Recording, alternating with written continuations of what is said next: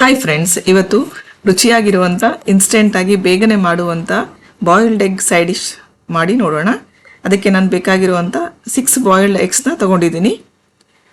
ಅದರ ಜೊತೆಗೆ pepper powder, ರುಚಿಗೆ ತಕ್ಕಷ್ಟು ಉಪ್ಪು, ಚಿಲ್ಲಿ ಪೌಡರ್ ಮತ್ತು 2ರಿಂದ 3 ಚಿಟಿಕೆ ಆಗೋಷ್ಟು ಅರಿಶಿಣದ ಪೌಡರ್, ಇಷ್ಟು ಇಂಗ್ರೀಡಿಯೆಂಟ್ಸ್ನ ತೊಗೊಂಡಿದ್ದೀನಿ. ಈಗ ನಾನು ಬಾಯ್ಲ್ಡ್ ಆಗಿರುವಂಥ ಎಗ್ನ ಈ ಶೇಪಲ್ಲಿ ಕಟ್ ಮಾಡ್ಕೊಂಡಿದ್ದೀನಿ. ಇನ್ನೊಂದು ಕಡೆ ಬಾಣಲಿ ಇಟ್ಬಿಟ್ಟು ಅದಕ್ಕೆ ಸ್ವಲ್ಪ 1ರಿಂದ 1.5 ಸ್ಪೂನ್ ಆಗೋಷ್ಟು ಕುಕ್ಕಿಂಗ್ ಆಯಿಲ್ ಹಾಕ್ಕೊಂಡಿದ್ದೀನಿ. ಕುಕ್ಕಿಂಗ್ ಆಯಿಲ್ ಸ್ವಲ್ಪ ಬಾಯ್ಲ್ ಆದಮೇಲೆ, ಸ್ವಲ್ಪ ಬಿಸಿ ಆದಮೇಲೆ ನಾವು ಇಂಗ್ರೀಡಿಯೆಂಟ್ಸ್ ತೊಗೊಂಡಿರ್ತೀವಲ್ವ, pepper powder, salt, chilli powder ಮತ್ತು ಅರಿಶಿಣದ ಪೌಡರ್, ಇದೆಲ್ಲ ಒಟ್ಟಿಗೆ ಹಾಕ್ಕೊಂಡು ಸ್ವಲ್ಪ ಬಾಡಿಸ್ಕೊಳ್ಳೋಣ.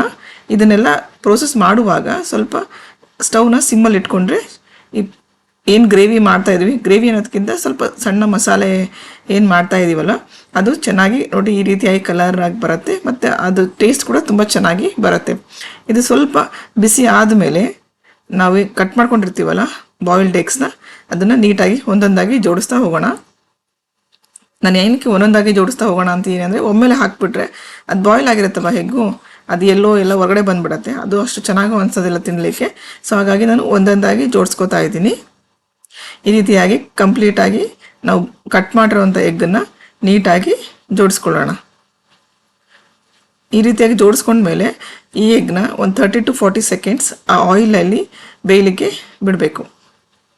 ಆ ರೀತಿಯಾಗಿ ಬಿಟ್ಟಾಗ ನಾವು ಅಲ್ಲಿ ಹಾಕಿರೋಂಥ ಉಪ್ಪು ಖಾರ ಎಲ್ಲ ಚೆನ್ನಾಗಿ ಅಪ್ಲೈ ಆಗೋದ್ರಿಂದ ತಿನ್ನಲಿಕ್ಕೆ ಒಳ್ಳೆ ಟೇಸ್ಟ್ ಬರುತ್ತೆ. ಈಗ ನೋಡಿ 30 to 40 ಸೆಕೆಂಡ್ ಆದಮೇಲೆ ನಾನು ಆ ಎಗ್ನ ಮಗುಚಿ ಹಾಕ್ತಾಯಿದ್ದೀನಿ ಒಂದೊಂದಾಗಿ. ನೋಡಿ ಎಷ್ಟು ಕಲರ್ಫುಲ್ಲಾಗಿ ಕಾಣಿಸ್ತಾ ಇದೆ ಅಲ್ವಾ. So our side dish, simple and instant egg side dish is ready to serve. ನೋಡ್ತಾ ಇದ್ದೀರಲ್ಲ ಫ್ರೆಂಡ್ಸ್, ನೀವು ಕೂಡ ಮನೇಲಿ ಟ್ರೈ ಮಾಡಿ, ಚೆನ್ನಾಗಿರತ್ತೆ. ಮತ್ತು ಕಾಮೆಂಟ್ಸ್ ಕೂಡ ಮಾಡಿ ಫ್ರೆಂಡ್. ಸೊ ಇದು ರಸಮ್ ಜೊತೆ, ಅನ್ನ ರಸಮ್ ಜೊತೆ ತುಂಬ ಒಳ್ಳೆ ಕಾಂಬಿನೇಷನ್ ಆಗಿರುತ್ತೆ. Thank you for watching ವಿಬಾರಾ.